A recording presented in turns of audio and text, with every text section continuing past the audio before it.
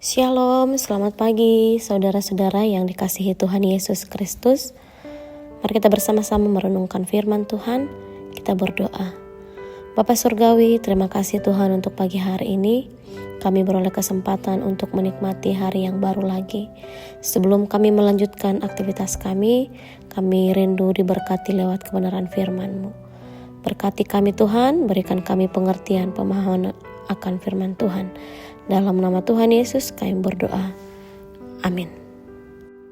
Saudara yang dikasihi Tuhan, firman Tuhan yang menjadi renungan kita pagi hari ini dari Efesus pasal 2 ayat 11 sampai 22. Kita merenungkan firman Tuhan dengan judul Tembok Pemisah. Kita akan baca ayat 14 sampai 15. Demikian firman Tuhan. Karena dialah damai sejahtera kita yang telah mempersatukan kedua pihak dan yang telah merubuhkan tembok pemisah, yaitu perseteruan. Sebab dengan matinya sebagai manusia, ia telah membatalkan hukum Taurat dengan segala perintah dan ketentuannya, untuk menciptakan keduanya menjadi satu manusia baru di dalam dirinya, dan dengan itu mengadakan damai sejahtera. Saudara yang dikasihi Tuhan, apakah identitas kekristenan yang sesungguhnya? Kasih atau perpecahan? Kasih seringkali dikumandangkan dari mimbar dalam khotbah-khotbah yang kita dengar, dan kasih juga sering dikumandangkan dalam lagu yang kita nyanyikan. Bahkan di gereja banyak program dan kegiatan yang dilakukan berdasarkan prinsip kasih. Namun di sisi lain, seiring dengan itu, perpecahan juga seringkali terjadi di tubuh Kristus. Sejarah mencatat bahwa perpecahan terjadi sejak awal mula kekristenan. Contohnya adalah jemaat Efesus yang terpecah mengenai pemahaman sunat dan identitas keyahudian bagi orang Kristen. Sampai saat ini, dalam bentuk perpecahan, denominasi dan aliran gereja. Apabila kita renungkan lebih dalam, seringkali perpecahan juga terjadi di gereja kita sendiri, atau mungkin di antara kita ada yang pernah terlibat dalam perpecahan. Salah satu akar dari perpecahan adalah karena ada perbedaan di antara pihak-pihak yang terpecah. Perbedaan adalah hal yang wajar, namun sebagai orang Kristen, perbedaan tidak boleh menjadi potensi bagi terjadinya perpecahan.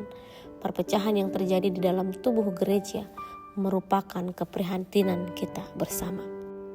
Paulus melalui teks ini berbicara tentang peran Yesus Kristus dalam mendamaikan orang-orang percaya, baik yang bersunat dan yang tidak. Inti pesan Paulus adalah Kristus telah menghilangkan perseteruan dan mendamaikan keduanya melalui kematiannya. Pendamaian oleh Kristus membuat mereka bisa beribadah bersama-sama kepada Bapa. Untuk itu mereka diminta sungguh-sungguh menjadi manusia baru. Ciri manusia baru adalah tidak membangun kembali tembok yang memisahkan kedua pihak. Karena tembok tidak ada lagi, mereka bisa hidup saling berdampingan. Bisa hidup berdampingan berarti mau saling menerima perbedaan di antara satu dengan yang lain dan berusaha mewujudkan damai sejahtera dalam kebersamaan. Pihak yang satu tidak boleh melihat golongan yang lain lebih buruk darinya. Saudara-saudara yang dikasihi Tuhan, pesan Paulus ini mengingatkan kita sebagai orang percaya untuk bisa membangun hidup damai bersama semua orang di sekitar kita. Jadi setiap orang percaya harus mengetahui tembok-tembok pemisahnya, tahu hal-hal yang membuat mereka tidak bisa hidup damai dengan orang di sekitarnya. Tembok-tembok ini harus diruntuhkan agar permusuhan tidak dipertahankan. Sebaliknya, mempertahankan damai sejahtera di dalam Kristus. Amin. Mari kita berdoa. Terima kasih Tuhan untuk firman Tuhan yang sudah sampai kepada kami pada hari ini, yang mengajarkan kami untuk hidup damai dengan setiap orang di sekitar kami.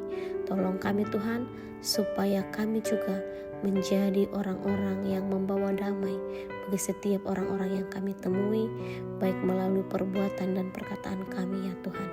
Terima kasih Tuhan untuk firman-Mu. Terpujilah nama-Mu, dalam nama Tuhan Yesus Kristus kami berdoa.